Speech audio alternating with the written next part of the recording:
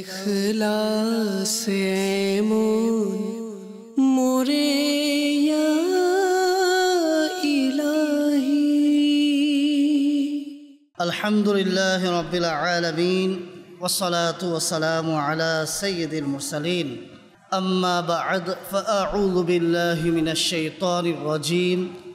বিসমিল্লাহির রহমানির রহিম। الصلاة والسلام عليك يا رسول الله وعلى آلك وأصحابك يا حبيب الله.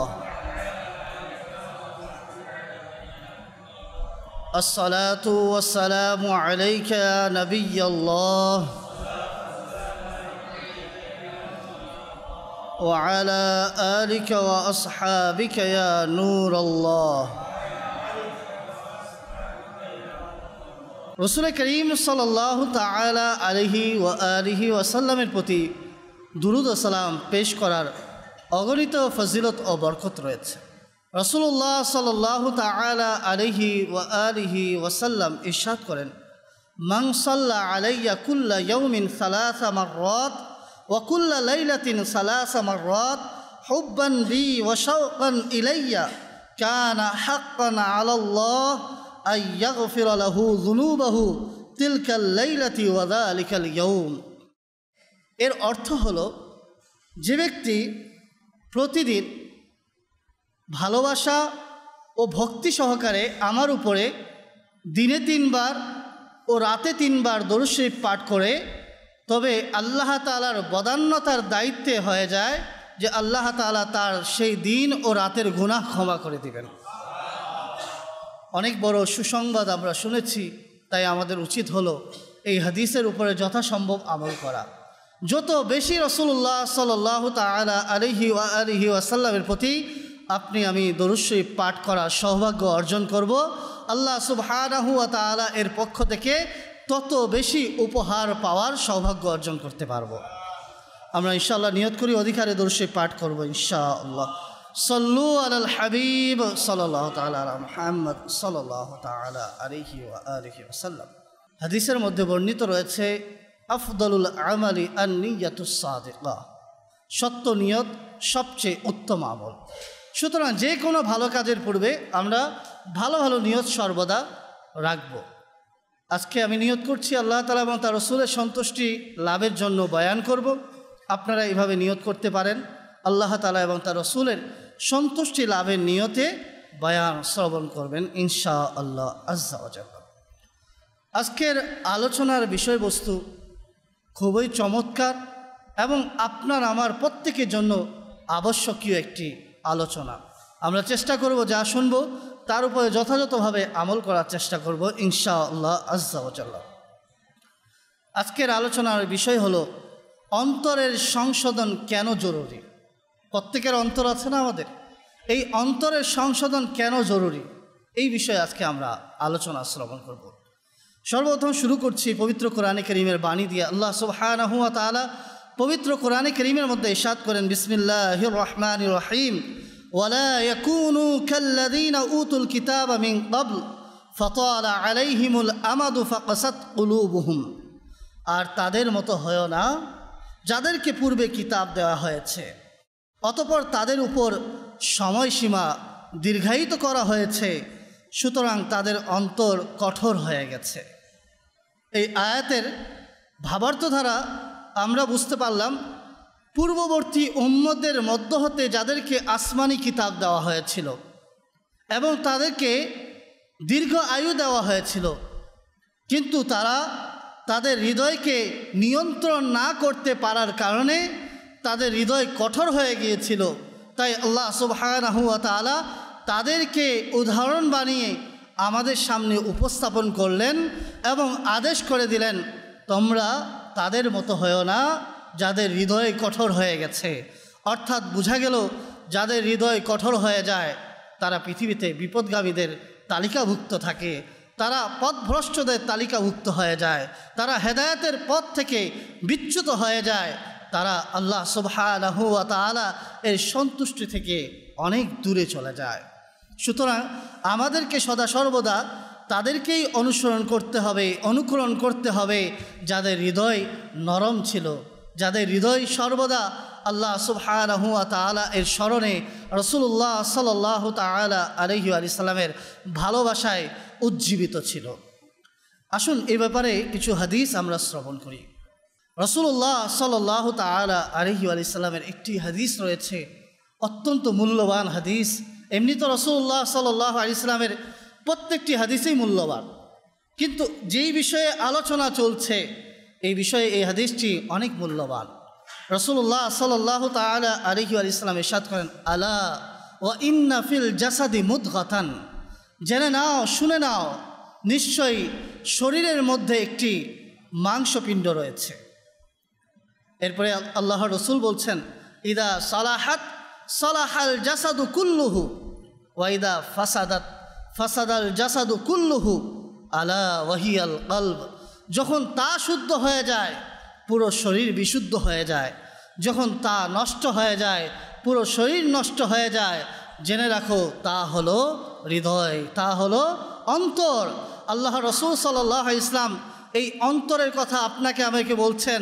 হৃদয়ের কথা বলা হচ্ছে যে মানুষের শরীরের মাঝে একটি মাংসের টুকরো রয়েছে যা হলো অন্তর।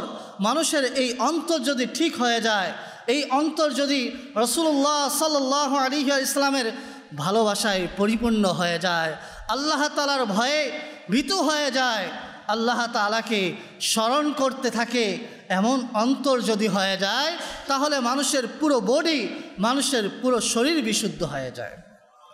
তাহলে বোঝা গেল অন্তরের সংশোধন কেন জরুরি। আমরা প্রথম ধাপেই জানতে পারলাম অন্তরের সংশোধন এই জন্য জরুরি, যদি অন্তর সংশোধিত হয়ে যায় তাহলে আমি পুরো মানুষটাই সংশোধিত হয়ে যেতে পারবো। আর আমি যদি সংশোধন হয়ে যাই তাহলে আমার জন্য উভয় জাহানের কামিয়াবি অপেক্ষমান থাকবে, আমার জন্য আল্লাহ তাআলার পক্ষ থেকে নেয়ামতের ঘোষণা থাকবে, আমার জন্য রাসূল করিম সাল্লাল্লাহু তাআলা আলাইহি ওয়াসাল্লামের শাফাআত থাকবে, আপনার আমার জন্য রাসূলুল্লাহ সাল্লাল্লাহু তাআলা আলাইহি ওয়াসাল্লামের হাতে হাউজে কাউসার পান করার সৌভাগ্য থাকবে। এটার জন্য কি করতে হবে? হৃদয়কে পরিষ্কার করতে হবে, অন্তরকে কন্ট্রোল করতে হবে। অন্তর যেন আল্লাহ তাআলা এবং তার রাসূলের সন্তুষ্টি থেকে দূরে না যায়, সেদিকে আপনাকে আমাকে খেয়াল রাখতে হবে, সর্বদা সচেতন থাকতে হবে। একজন সাহাবী রাসূল, খাদিমে রাসূল হযরতে আনাস রাদিয়াল্লাহু তাআলা আনহু থেকে বর্ণিত হাদিস, তিনি বর্ণনা করেন আল্লাহ পাকের সর্বশেষ নবী রাসূল আরবি সাল্লাল্লাহু তাআলা আলাইহি ওয়াসাল্লাম এক ব্যক্তিকে বলল, দা মা ইয়ারিবুকা ইলা মা লা ইয়ারিবুকা, যেই বিষয়ে তোমার মনে সন্দেহ জাগে সেটা ছেড়ে দাও। কতক্ষণ পর্যন্ত? ততক্ষণ পর্যন্ত ছেড়ে দাও যে কোনো সন্দেহ আর অবশিষ্ট না থাকে।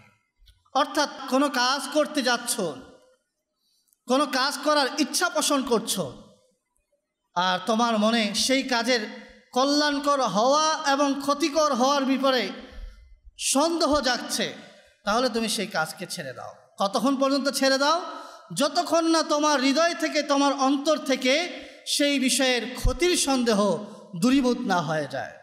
তাহলে বোঝা গেল হৃদয়কে পরিশুদ্ধ রাখার জন্য রাসূলুল্লাহ সাল্লাল্লাহু আলাইহি ওয়াসাল্লাম শুধু হারাম আর নিষিদ্ধ কাজ থেকে বিরত থাকতে বলেন নাই, বরং সন্দেহমূলক কাজ থেকেও রাসূলুল্লাহ সাল্লাল্লাহু তাআলা আলাইহি ওয়াসাল্লাম আমাদেরকে বিরত থাকতে বলেছেন। তার মানে বোঝা গেল এই হৃদয়ের পরিশুদ্ধতা, অন্তরকে পরিষ্কার রাখা, এটা আপনার আমার ঈমানকে সতেজ রাখার জন্য অত্যন্ত একটি জরুরি বিষয়। এটাই আপনার আমার জন্য সফলতা বয়ে আনবে, এটাই আপনাকে আমাকে সফলতার পথে চলতে সুযোগ করে দিবে এবং সহযোগী হবে। মাদানী চ্যানেলের দর্শক শ্রোতা, আমরা শুনছি যে রাসূলুল্লাহ সাল্লাল্লাহু আলাইহি ওয়াসাল্লাম অন্তরের ক্ষেত্রে কিভাবে সচেতন হতে বলেছেন।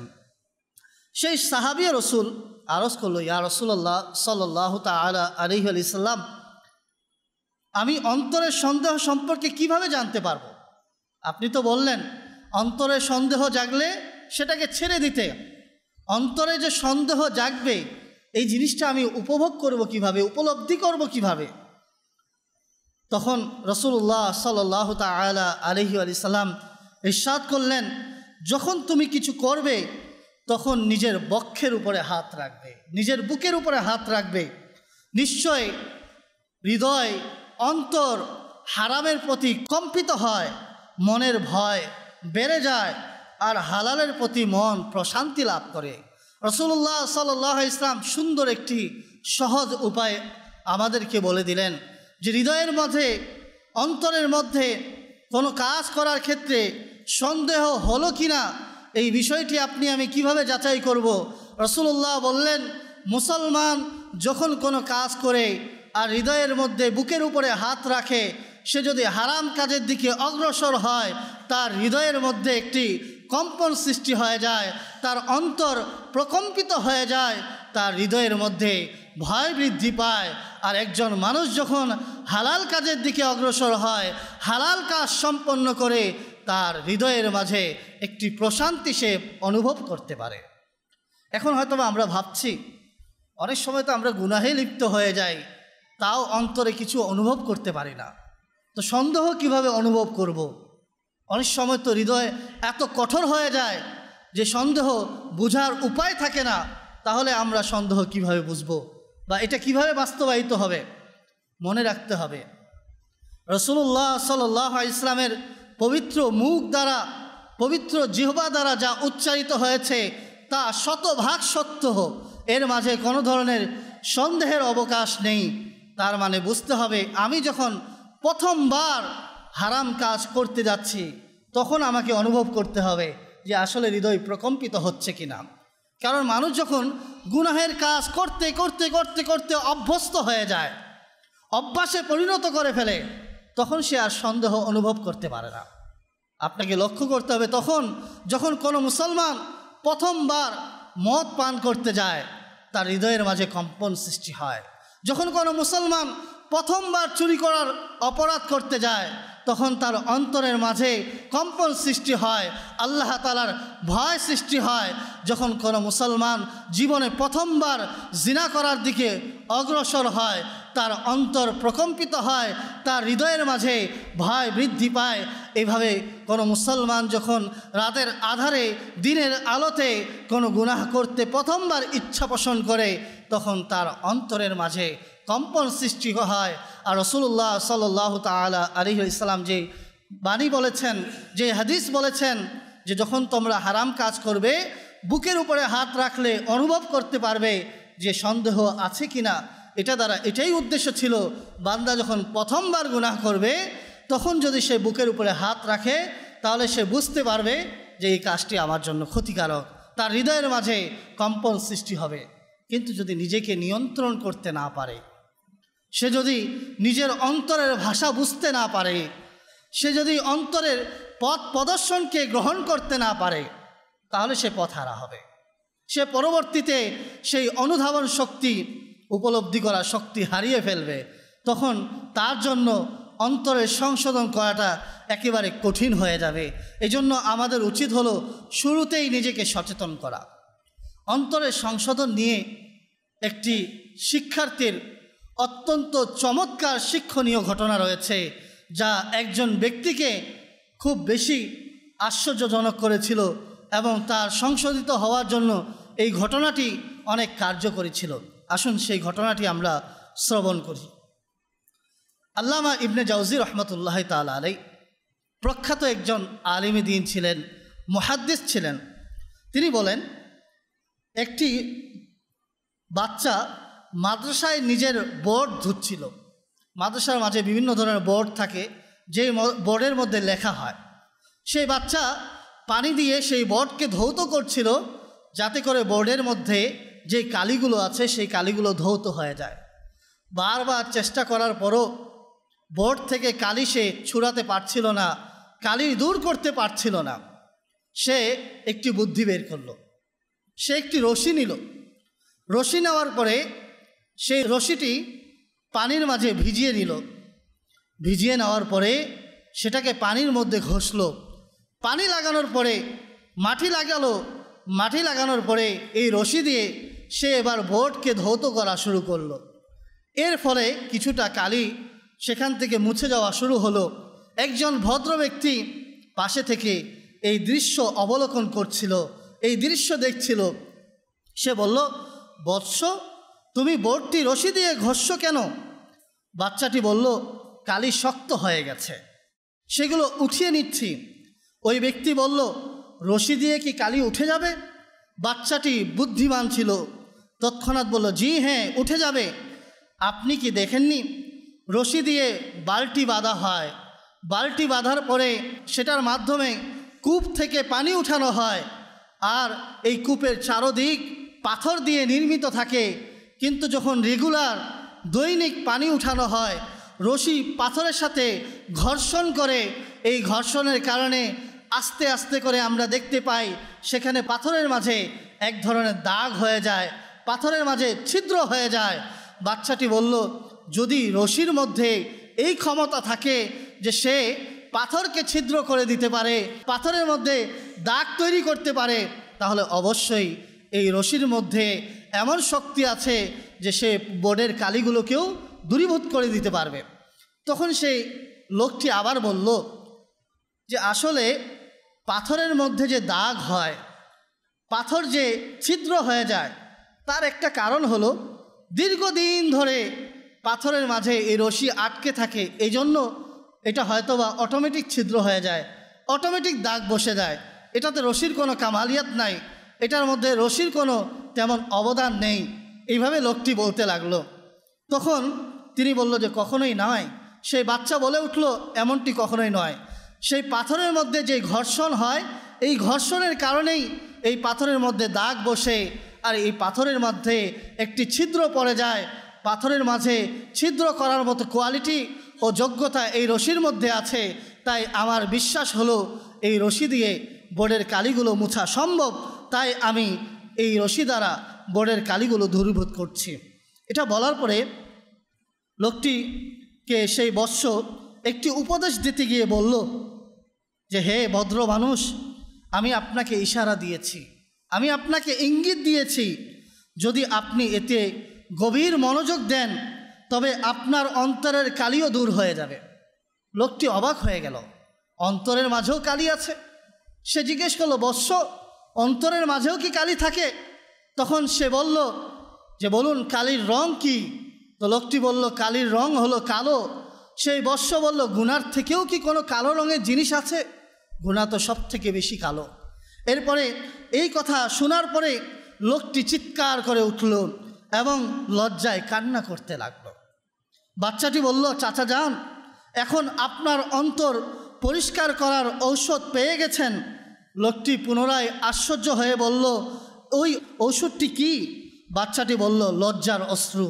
এটা গুনাহকে ধুয়ে পরিষ্কার করে দেয়, আর সেটার প্রমাণ হলো রসুল করিম সাল্লাল্লাহু তাআলা আলাইহি ওয়া আলিহি ওয়াসাল্লামের সেই বাণী।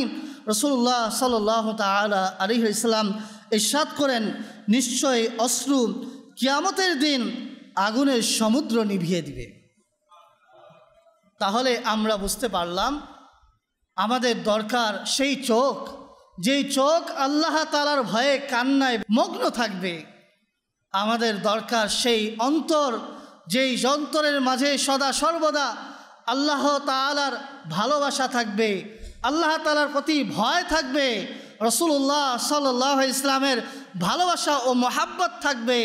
তাহলেই আমরা সফল ব্যক্তি হতে পারবো, আল্লাহ সুবহানাহু ওয়া তাআলা এর মকবুল বান্দাদের তালিকাভুক্ত হতে পারবো। যদি এই তালিকাভুক্ত আমরা না হতে পারি, তাহলে আসলে আমাদের জন্য বিপদ অপেক্ষা করছে, আমরা বিপদগামী হয়ে যাব। এজন্য আমাদের সর্বপ্রথম উচিত হলো অন্তরকে পরিষ্কার করা, অন্তরকে সংশোধন করা। কারণ শুরুতে একটি হাদিস আমরা শ্রবণ করেছি যে, আলা ইন্না ফিল জাসাদি মুদগাতান, নিশ্চয় শরীরের মাঝে একটি মাংসপিণ্ড রয়েছে, যখন এটা বিশুদ্ধ হয়ে যায় পুরো শরীর বিশুদ্ধ হয়ে যায়, আর যখন এটা নষ্ট হয়ে যায় তখন মানুষের পুরো বডি নষ্ট হয়ে যায়। এজন্য আমাদেরকে সর্বপ্রথম অন্তরকে সংশোধন করতে হবে। এটাই আমরা এই ঘটনা থেকে শিখতে পারলাম এবং রাসূলুল্লাহ সাল্লাল্লাহু আলাইহি ইসলামের বাণী দ্বারা জানতে পারলাম। এখানে এই বাচ্চাটি একটি বোর্ড পরিষ্কার করছিল, একটি বোর্ডের মধ্যে যে কালি ছিল তা ধুয়ে ফেলছিল। আমাদের অন্তর সবচেয়ে মূল্যবান বোর্ড, সেটাকে গুনাহ থেকে পবিত্র করা দিনের দাবি। এটাই সংশোধনের রহস্য। এটার মাধ্যমেই মানুষ সজ্জিত হয়ে থাকে, এটার দ্বারাই সফলতা আসে। আল্লাহ পাকের শেষ নবী রসুল করিম সাল্লাল্লাহু তাআলা আলাইহি ওয়াসাল্লাম ইরশাদ করলেন, যা আমরা কিছুক্ষণ পূর্বে শুনতে পেলাম। আল্লাহ সুবহানাহু ওয়া তাআলা আমাদেরকে অন্তরকে কন্ট্রোল করার, অন্তরের মাঝে পরিষ্কার পরিচ্ছন্নতা আনার, অন্তরের কালিকে দূরীভূত করার তৌফিক দান করুন, আমিন। মাদানী চ্যানেলের দর্শক শ্রোতা, আমরা যখন অন্তরকে পরিষ্কার রাখব, তখন অন্তরের চিন্তাধারা কিন্তু মানুষের মাথায় আসে। মাথায় আসার পরে আস্তে আস্তে সে কিন্তু সেই কাজগুলো বাস্তবায়ন করে। আমার যখন ভাবনার মধ্যে ভালো কিছু থাকবে, আমার অন্তর যখন পরিষ্কার থাকবে, তখন আমার অন্তর আমাকে হেদায়েতের প্রতি পথ প্রদর্শন করবে। আমার অন্তর আমাকে গুনাহ থেকে বিরত থাকার প্রতি উৎসাহ প্রদান করবে। আমার অন্তর আমাকে ইবাদতে মগ্ন হওয়ার প্রতি উৎসাহ প্রদান করবে। তাই আমাদের সর্বপ্রথম উচিত হলো এই মূল্যবান রত্ন, এই মূল্যবান বস্তু আমার হৃদয়ের মরিচাকে দূরীভূত করা, আমার অন্তরের কালো দাগকে দূরীভূত করা, যাতে এই অন্তর আপনাকে আমাকে আল্লাহ তাআলার ইবাদত করার ক্ষেত্রে সহযোগী হয় এবং আপনাকে আমাকে সাপোর্ট করে এবং নফসের বিরোধিতা করার ক্ষেত্রে আপনাকে আমাকে সহযোগী হিসাবে থাকে এবং আমার ঢাল স্বরূপ থাকে। একটি বুজুর্গের ঘটনা আপনাদের সামনে উপস্থাপন করার চেষ্টা করছি। আসলে বান্দা যখন আল্লাহ তাআলার হয়ে যায়, বান্দা যখন নিজে থেকে গুনাহ থেকে বাঁচার চেষ্টা করে, তখন আল্লাহ তাআলা তার জন্য গুনাহ থেকে বাঁচাটা সহজ করে দেন। বান্দা যখন কোনো নেকির কাজ করার ইচ্ছা পোষণ করে, আল্লাহ সুবহানাহু ওয়া তাআলা তার জন্য নেকির কাজটা করা সহজ করে দেন। তো এই জন্য বান্দা যেমন হয় সে তেমন ফ্যাসিলিটি পায়। এই এক বুজুর্গের ঘটনা থেকে তাই বাস্তবায়ন হয়। শেখ আবু আলী দাক্কাক রহমতুল্লাহি তাআলা আলাইহি বলেন যে হযরত হারিস মুহাসিবি রহমতুল্লাহি তাআলা আলাইহি কখনো কখনো সন্দেহযুক্ত খাবারের দিকে হাত অগ্রসর করতেন, তো তখন তার আঙ্গুলের রোগগুলো, শিরাগুলো জ্বলে উঠত। এইভাবে তিনি বুঝে যেতেন এই খাবার শতভাগ হালাল নয়। কেননা তাদের চিন্তা চেতনা ছিল সদা সর্বদা হালাল খাবার আহার করবে, হারাম থেকে তারা বিরত থাকবে। কোনো হালাল খাবারের মাঝে যদি 1% হারামের মিশ্রণ থাকে, তবে তারা সেটা থেকে দূরে থাকতো। এমন চিন্তাধারা ছিল দেখেই আল্লাহ তাআলা তাকে এমন পাওয়ার দিলেন, যখন তার হাত কোনো সন্দেহমূলক খাবারের দিকে অগ্রসর হতো, তখনই তার হাতের আঙ্গুলের মাঝে যে শিরাগুলো আছে সেগুলো জ্বলে উঠত। আর জ্বলে ওঠার কারণে সে বুঝতে পারত এই খাবারটি শতভাগ হালাল নয়, এই খাবারের মাঝে নিশ্চয়ই ভেজাল আছে। আর এইভাবে তিনি সন্দেহযুক্ত খাবার থেকে নিজেকে বিরত রাখার সৌভাগ্য অর্জন করতেন। একবার এমনটি হলো যে এক ভদ্রলোক তাকে খাবারের জন্য আহ্বান করলো, দাওয়াত প্রদান করলো। তিনি তার মন খুশি করার জন্য তার ঘরে আগমন করলেন। তিনি প্রথম লুকমা মুখে রেখেছিলেন মাত্র, সেটাকে মুখের ভিতরে নাড়াচাড়া করতে লাগলেন, গিলে ফেলার চেষ্টা করতে রইলেন, কিন্তু কোনোভাবেই গিলতে সক্ষম হলেন না। অবশেষে তিনি সেই লুকমা মুখ থেকে বের করে ফেললেন। পরবর্তীতে জানতে পারলেন ওই খাবারের মাঝে সন্দেহ ছিল, অর্থাৎ হারাম মিশ্রণ হওয়ার সন্দেহ ছিল।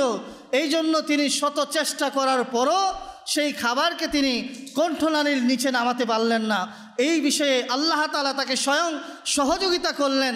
আর এর কারণ হলো বান্দা যখন নিজেই বাঁচার চেষ্টা করছে, বান্দা যখন নিজেকে গুনাহমুক্ত রাখার চেষ্টা করছে, আল্লাহ সুবহানাহু ওয়া তাআলা তাকে পাওয়ার প্রদান করছেন, তাকে ক্ষমতা প্রদান করছেন, যাতে সে হালাল ও হারামের পার্থক্য সহজে বুঝতে পারে এবং সেখান থেকে বিরত হয়ে যায়। তো আপনাকে আমাকেও সেই পথে চলতে হবে। আসলে প্রকৃতপক্ষে যখন আপনি আমি হারাম থেকে বাঁচার চেষ্টা করব, হালালকে বাস্তবায়ন করার চেষ্টা করব, তখন আপনার আমার জন্য এই ধরনের কুদরত প্রকাশিত হবে। আপনার আমার জন্য এই বিষয়গুলো বোঝা সহজ হয়ে যাবে। মাদানী চ্যানেলের দর্শক শ্রোতা, আমরা শুনছি যে অন্তরের সংশোধন কেন জরুরি। যেহেতু আমরা শুনছি, এখন আমাদেরকে বিশ্বাস করতে হবে। বিশ্বাস করলে আমরা যদি এটাকে বাস্তবায়ন করতে পারি, তাহলে আমরা আল্লাহ সুবহানাহু ওয়া তাআলা এর সন্তুষ্টি অর্জন করতে সক্ষম হয়ে যাব। সবথেকে বড় শাস্তি কি জানেন? মানুষের জন্য সবথেকে বড় শাস্তি কি? তিরমিজি শরীফে বর্ণিত হাদিস রয়েছে, আল্লাহ পাক এর সর্বশেষ নবী রসুল করিম সাল্লাল্লাহু তাআলা আলাইহি ওয়াসাল্লাম ইরশাদ করেন, ইন্না আবআদান নাসি আনিল্লাহ আল কলবুল কাসি, অর্থাৎ কঠোর হৃদয়ের লোক সব থেকে বেশি আল্লাহ পাক থেকে দূরে থাকে। এই জন্য আমাদেরকে সর্বদা নরম অন্তরের অধিকারী হওয়ার চেষ্টা করতে হবে, আমাদের অন্তরকে নম্র বানাতে হবে। কেননা যাদের অন্তর কঠোর হয়ে যায় তারা আল্লাহ তাআলা থেকে দূরে চলে যায়। হযরত মালিক বিন দিনার রহমতুল্লাহি তাআলা আলাইহি বলেন, মানুষকে যে শাস্তি দেয়া হয়ে থাকে এর মধ্যে সবচেয়ে বড় শাস্তি হলো মানুষের অন্তর কঠোর করে দেওয়া। যাকে আল্লাহ তাআলা সব থেকে বড় শাস্তি দিতে চান তার হৃদয়কে আল্লাহ তাআলা কঠোর করে দেন। এটাই এক ওলিয়ে কামিল এর বাণী দ্বারা আমরা বুঝতে পারলাম, জানতে পারলাম। তো সুতরাং আপনাকে আমাকে খেয়াল রাখতে হবে, ইবাদতের ক্ষেত্রে কোথাও আপনার আমার অন্তর কঠোর হয়ে যাচ্ছে না তো, কোথাও অন্তরের কঠোরতার কারণে আপনি আমি আস্তে আস্তে ইবাদত থেকে দূরে সরে চলে যাচ্ছি না তো। আজ আপনি আমি মুসলমান, আর পূর্বেও মুসলমানরা পৃথিবীর মাঝে ছিল, কিন্তু দেখুন যদি দেখা হয় একটি সময় ছিল ঘরে ঘরে কোরআনে কারীমের তেলাওয়াতের ধ্বনি শুনতে পেতাম আমরা। আজ মাইল মাইল দূর থেকে ঘরের মাঝে কোরআনে কারীমের তেলাওয়াতের আওয়াজ শোনা যায় না। আগে সন্তান কথা বলতে শিখা মাত্রই তার পিতামাতা তাকে কোরআনে কারীমের তেলাওয়াত শেখানোর জন্য মগ্ন হয়ে যেত, কোরআনে কারীম শুদ্ধভাবে শেখার ব্যবস্থাপনা নিত। আজ সন্তান বড় হয়ে যায়, তারপরও পিতামাতার মাথার মধ্যে এই চিন্তা আসে না যে আমি উম্মতে মুহাম্মদী সাল্লাল্লাহু আলাইহি ওয়াসাল্লাম, আমার রসুলের উপরে আল্লাহ সুবহানাহু ওয়া তাআলা পবিত্র কোরআনে কারীম নাজিল করেছেন আপনার আমার আমল করার জন্য, কিন্তু সেখানে আমরা বিন্দু পরিমাণ ভ্রুক্ষেপ করি না, সেদিকে মনোযোগ দেই না। অথচ আমরা সেই ইতিহাসগুলো পড়ি যে অল্প দিনের শিশু কোরআনে কারীমের হাফেজ হয়ে গেছে। আমরা এমনও ইতিহাস পড়েছি যে যেই ঘরের মধ্যে 24 ঘন্টা কোরআনে কারীমের তেলাওয়াত হতো, 6 ঘন্টা মা কোরআনে কারীম তেলাওয়াত করত, মায়ের কোরআনে কারীম তেলাওয়াত করা শেষ হয়ে গেলে বাবা তেলাওয়াত করত, বাবা তেলাওয়াত করা শেষ হয়ে গেলে ধারাবাহিকভাবে সন্তানরা তেলাওয়াত করত, একের পরে একজন কোরআনে কারীমের তেলাওয়াত করত। এইভাবে করে 24 ঘন্টা সেই ঘর থেকে কোরআনে কারীমের তেলাওয়াতের ধ্বনি শোনা যেত। তারাও ছিল মুসলমান, আমরাও মুসলমান, তারাও ছিল উম্মতে মুহাম্মাদি, আমরাও উম্মতে মুহাম্মাদি সাল্লাল্লাহু আলাইহি ওয়াসাল্লাম। কিন্তু এত ব্যবধান কেন? কোথাও আমাদের হৃদয় কঠোর হয়ে যায়নি তো? আল্লাহ তাআলার ভয়ে এই অন্তরের মাঝে ভয় তৈরি হয় না, ভয় আসে না, তাহলে আমাকে চিন্তা করতে হবে কোথাও আমার অন্তর কঠোর হয়ে যায় নাই। আল্লাহ তাআলা থেকে দূরে চলে যাওয়ার মানে কি? এটাই উদ্দেশ্য যে আল্লাহ তাআলার ইবাদত থেকে দূরে চলে যাওয়া, আল্লাহ তাআলার জিকির থেকে দূরে চলে যাওয়া। ইয়াজিদ আজকে অভিশপ্ত, 1000 বছর পার হয়ে গেছে, কিন্তু ইয়াজিদের উপরে মানুষ লানত প্রেরণ করে। আজও ইয়াজিদকে মানুষ লানতের সাথে স্মরণ করে। তার কারণ হলো তার হৃদয় কঠোর হয়ে গিয়েছিল। সে রসুল করিম সাল্লাল্লাহু আলাইহি ওয়াসাল্লামের নাতির ভালোবাসাকে অনুভব করতে পারে নাই। তার দুনিয়ার ভালোবাসার কারণে, তার অন্তর কঠোর হয়ে যাওয়ার কারণে দিন কি দুনিয়া কি এটার পার্থক্য করতে পারেনি। সে বুঝতে পারেনি যে আমার দুনিয়ার মোকাবেলায় রাসূলুল্লাহ সাল্লাল্লাহু আলাইহি ওয়াসাল্লামের নাতি কলিজার টুকরা আমার মোকাবেলায় রয়েছে। এটা তার হৃদয় তাকে বুঝতে দেয় নাই, কারণ তার অন্তর কঠোর হয়ে গিয়েছিল।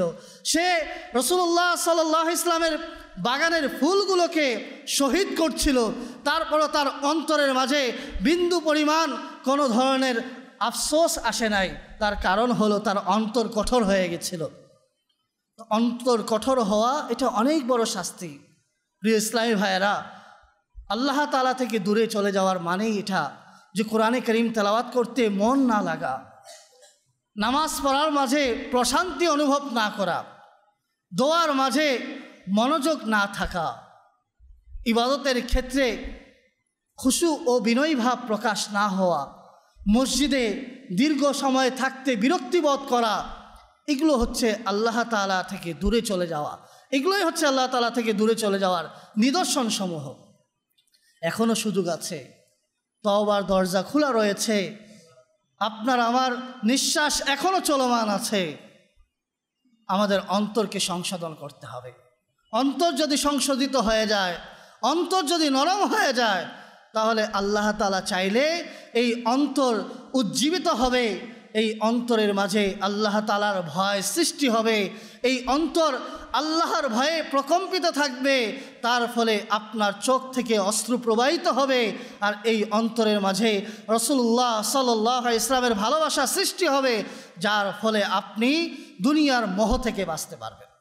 কারণ যার হৃদয় আল্লাহ তাআলার ভালোবাসায় ভরপুর, যার হৃদয় রাসূলুল্লাহ সাল্লাল্লাহু আলাইহি ওয়াসাল্লামের ভালোবাসায় ভরপুর, সেই হৃদয়ের মাঝে দুনিয়া স্থান করতে পারে না, সেই হৃদয়ের মাঝে দুনিয়া জায়গা করতে পারে না। কেন? তার হৃদয়টা আগে থেকেই ভরপুর আছে, তার হৃদয়ের মাঝে গুনাহের অভ্যাস হওয়ার জায়গা তো খালিই নাই, তার মাঝে দুনিয়ার লোভ লালসার স্থান তো খালিই নাই। তাহলে অন্তর কিভাবে বিপদগামী হবে এবং তার অন্তর বিপদহারা হবে? তাই আপনাকে আমাকে চেষ্টা করতে হবে আগে অন্তর সংশোধন করার। আল্লাহ সুবহানাহু ওয়া তাআলা এর দয়ার দৃষ্টি আমরা প্রত্যেকেই চাই। এমন কোনো বান্দা পৃথিবীতে নাই যে আল্লাহ তাআলা দয়ার দৃষ্টি চায় না। যতই গুনাহগার হোক না কেন, মদ্যপায়ী হোক না কেন, জেনাকারী হোক না কেন, বেবিচারী হোক না কেন, যেই পর্যায়ের মুসলমান বান্দা হোক না কেন, প্রত্যেকেই চায় যে আল্লাহ তাআলা যেন আমার উপরে প্রশান্তি অবতরণ করেন, আমার প্রতি আল্লাহ তাআলা যেন দয়া বর্ষণ করেন। তো আপনাকে আমাকে খেয়াল রাখতে হবে যে আল্লাহ তাআলা বান্দার কোন জিনিসটিকে দেখেন, আল্লাহ তাআলার দয়ার দৃষ্টি বান্দার কোন দিকে থাকে, এই জিনিসটা আপনাকে আমাকে উপলব্ধি করতে হবে। হাদিস শরীফের মধ্যে বর্ণিত রয়েছে, রাসূলুল্লাহ সাল্লাল্লাহু তাআলা আলাইহি ওয়াসাল্লাম ইরশাদ করেন, ইন্নাল্লাহা লা ইয়ানজুরু ইলা আজসাদিকুম ওয়ালা ইলা সুওয়ারিকুম ওয়ালাকিন ইয়ানজুরু ইলা কুলুবিকুম। অর্থাৎ নিশ্চয়ই আল্লাহ পাক তোমাদের শরীর ও তোমাদের আকৃতির দিকে দৃষ্টিপাত করেন না, বরং তোমাদের অন্তরকে আল্লাহ তাআলা দেখেন। তো যেই জায়গা আল্লাহ তাআলার দৃষ্টির স্থান, যেই জায়গায় আল্লাহ তাআলা দয়ার দৃষ্টি পড়বে, সেই জায়গাটাকে আমি কেমন বানিয়ে রাখেছি সেটা তো আপনাকে আমাকে চিন্তা করতে হবে। যেখানে আমার আল্লাহ তাআলার দয়ার দৃষ্টি যেখানে হবে, সেই স্থানকে আমি কালো মরিচা দ্বারা ভরপুর করে রেখেছি, এটা তো আপনার আমার জন্য আফসোসের বিষয়। তাই এখনও সুযোগ আছে, আপনাকে আমাকে সংশোধিত হতে হবে, অন্তরকে সংশোধন করতে হবে। ইমাম গাজালি রহমতুল্লাহ তাআলা আলাইহি অত্যন্ত চমৎকারভাবে বলেছেন যে এই হাদিসে পাক থেকে বোঝা গেল অন্তর আল্লাহ পাকের দৃষ্টির স্থান। আশ্চর্য লাগে ওই ব্যক্তির উপরে যে নিজের বাহ্যিকটাকে সজ্জিত করে, নিজের বাহ্যিককে ধৌত করে, ময়লা আবর্জনা পরিষ্কার করে, যাতে লোক তার কোনো বাহ্যিক দোষ ত্রুটি দেখতে না পায়, কিন্তু অন্তরের পরিচ্ছন্নতার ব্যবস্থা গ্রহণ করে না, যেটা আল্লাহ পাকের দৃষ্টির স্থান। আসলেই সঠিক বলেছেন। আজ আমরা সেদিকেই যাচ্ছি। আমরা আমাদের বাহ্যিক সৌন্দর্য, আমরা আমাদের বাহ্যিক অবস্থানকে অনেক সুন্দরভাবে মানুষের সামনে উপস্থাপন করি, এত সুন্দরভাবে উপস্থাপন করি যাতে একটা মানুষ প্রশংসা করতে বাধ্য হয়, একটা মানুষ কোনো প্রকারের যেন দোষ ধরতে না পারে, সেইভাবেই নিজেকে মানুষের সামনে প্রেজেন্ট করার চেষ্টা করি। কিন্তু আমার খালিক ও মালিক, আমার আল্লাহ, যে আল্লাহ সুবহানাহু ওয়া তাআলা আমাকে সৃষ্টি করেছেন, শত অবাধ্যতার পরও যে আল্লাহ তাআলা আমার রিজিক বন্ধ করেন নাই, যে আল্লাহ সুবহানাহু ওয়া তাআলা আমাকে ধারাবাহিকভাবে নিয়ামতের সাগরে ডুবিয়ে রেখেছেন, সেই আল্লাহ তাআলা আমার যেই স্থানে দৃষ্টি দেন, সেই স্থানকে আমি পরিচ্ছন্ন করার প্রতি, সেই স্থানকে আমি পরিষ্কার রাখার প্রতি বিন্দু পরিমাণ সচেতন নয়, তাহলে আপনার আমার জন্য এটা কিভাবে সফলতা নিয়ে আসবে? আপনার আমার জন্য আখিরাতে কিভাবে কল্যাণ থাকবে? কল্যাণ তো তারই জন্য হবে যে আল্লাহ তাআলা এবং তার রসুলকে সন্তুষ্ট করতে পারবে। আর আল্লাহ তাআলা ও তার রসুলকে সেই ব্যক্তি সন্তুষ্ট করতে পারবে যার অন্তর পরিষ্কার ও পরিচ্ছন্ন রয়েছে, যার অন্তরে আল্লাহ সুবহানাহু ওয়া তাআলা এর ভালোবাসা ভরপুর আছে, যার অন্তরে রাসূলুল্লাহ সাল্লাল্লাহু আলাইহি ওয়াসাল্লামের ভালোবাসা ভরপুর আছে। একটি হাদিস বলে আমরা আজকে আলোচনা শেষের দিকে যাব। একদিন নবী করিম রউফুর রহিম সাল্লাল্লাহু আলাইহি ওয়াসাল্লাম হযরতে উসামা রাদিয়াল্লাহু তাআলা আনহুকে 1 মাসের ধার নিয়ে ঋণ নিয়ে পণ্যদ্রব্য ক্রয় করতে দেখেন, তখন ইরশাদ করেন, তোমরা কি উসামার উপরে আশ্চর্য হচ্ছ না যে সে 1 মাসের জন্য কেনাকাটা করছে? আল্লাহ পাকের শপথ, যখন আমি জমিনের উপরে কদম রাখি তখন কল্পনা করি যে কদম উঠানোর পূর্বে মৃত্যু এসে যায় কিনা। যখন মুখে লোকমা দেই কল্পনা হয়ে যায় সেটা গিলার পূর্বে মৃত্যু এসে যায় কিনা। রাসূলুল্লাহ সাল্লাল্লাহু আলাইহি ওয়াসাল্লাম একজন সাহাবীর কথা উল্লেখ করে নিজের সাহাবা ইকরাম আলাইহিম রিদওয়ানকে যেই সংশোধন করলেন, এই সংশোধনটি আপনার আমার জন্য অপরিহার্য। আপনি আমি যদি এটাকে নিজের জীবনে বাস্তবায়ন করতে পারি তাহলে আপনি আমি উভয় জাহানের সফলতা অর্জন করতে পারবো। আমরা যা কিছু শ্রবণ করেছি আল্লাহ সুবহানাহু ওয়া তাআলা আমাদেরকে এর উপরে আমল করা, অন্যের নিকট পৌঁছে দেওয়ার তৌফিক দান করুন। আমিন বিজাহিন নবিল আমিন। ইখলাস এমন মোরে